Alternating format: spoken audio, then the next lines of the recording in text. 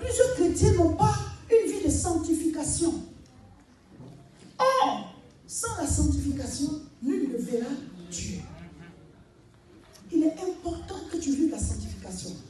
Il est important que tu marches selon les voies du Seigneur. Il est important que tu laisses Dieu te remplir. Amen. Chaque jour, les gens meurent. Vrai ou faux? Donc, on ne peut pas savoir quel jour on va quitter la terre. Mais qu'est-ce qu'il y a après la mort? Le corps, c'est vrai, est enterré. Mais l'esprit, la personne qui parlait à travers ce corps, est où? C'est ça.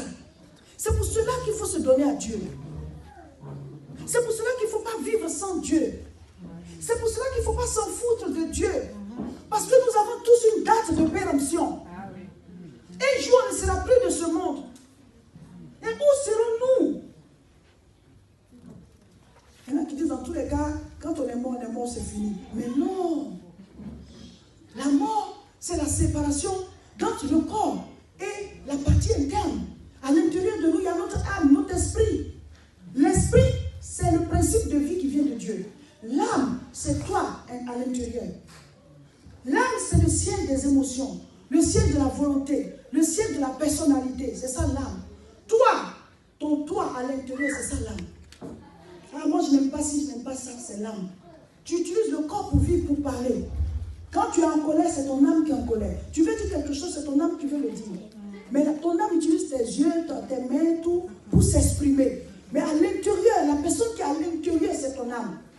Maintenant, l'esprit, c'est le souffle qui est venu de Dieu pour que l'âme puisse vivre dans le corps. Amen. Donc, quand l'esprit est retiré, l'âme est obligée de se séparer du corps. Il y en a qui croient que l'enfer n'existe pas. Mais attendez, Dieu va prendre la peine depuis des millénaires, faire écrire la Bible, tout simplement pour plaisanter. Il n'a rien à faire. Faire écrire ici que l'enfer existe juste parce qu'il a envie de jouer. Mais non. Si la Bible dit que l'enfer existe, c'est que l'enfer existe.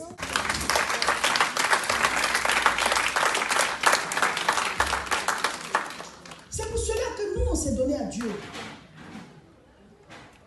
Il y a un monsieur qui est mort et qui est revenu à la vie. Il était dans le coma.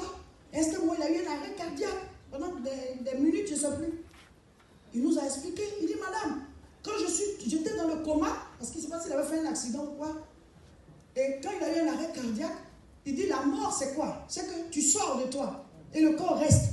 Et que lui, il est sorti et il n'était pas encore parti, il est resté au plafond. Ah ouais. C'est un Français qui m'a raconté ce témoignage-là. Il dit, madame, j'étais au plafond et j'étais dans le coma, là, sur le lit, branché de partout. Et tous ceux qui sont rentrés dans la salle, je les ai vus. Ceux qu'ils ont dit, j'ai entendu, moi j'étais sur le plafond, je les voyais. Et la mamie qui est venue, elle a pris de l'eau, elle est passée ici, elle a fait ça, tout. Mais il n'était pas, les yeux étaient fermés. Il peut m'entendre si on dit, c'est ses oreilles. Mais le mouvement, les yeux fermés, tout branché, comment il a vu? Il dit, j'étais au plafond. C'est ça la mort. Tu sors et tu pars. Mais lui, après, il est revenu parce que ce n'était pas le jour de sa mort. Il a récupéré son corps. Et donc, il dit, il ne sait pas, mais il sait que Dieu existe. Et qu'il y a une autre vie quelque part. Parce que quand tu es mort, tu sors juste du corps, quoi. Mais maintenant, celui qui est sorti là, il va où? Voilà, lui, il est resté au plafond parce que ce n'était pas encore la fin de sa vie. Mais quand c'est la fin, tu pars, tu restes au plafond accroché là, non? Tu pars. Maintenant, la Bible dit il y a deux endroits. Où tu es perdu, où tu es sauvé. Pourquoi nous on a accepté Jésus-Christ? On a accepté Jésus-Christ parce que lui, il est mort et il est ressuscité. Il est revenu à la vie et il est monté au ciel vivant. Et il a dit, celui qui me suit aura la vie éternelle. Donc quand tu l'acceptes, tu reçois la vie éternelle.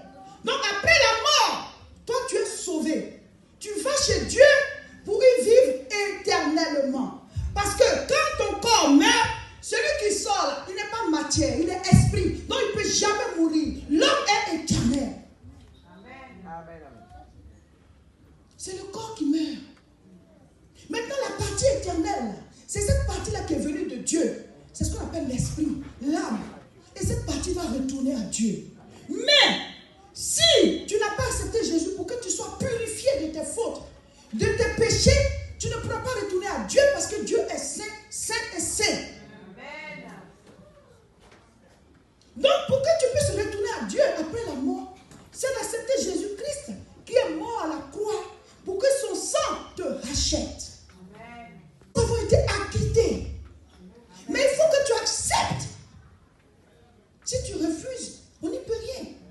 Tu seras toujours endetté, tu vas payer toi-même. Mais il faut que tu acceptes. C'est comme on te donne un chèque, mais il faut l'endosser. Il faut l'endosser. Il y en a qui ont reçu le chèque qui n'ont jamais encaissé. C'est pour ça qu'il dit annoncer la bonne nouvelle à toute la création. Celui qui aura cru sera sauvé.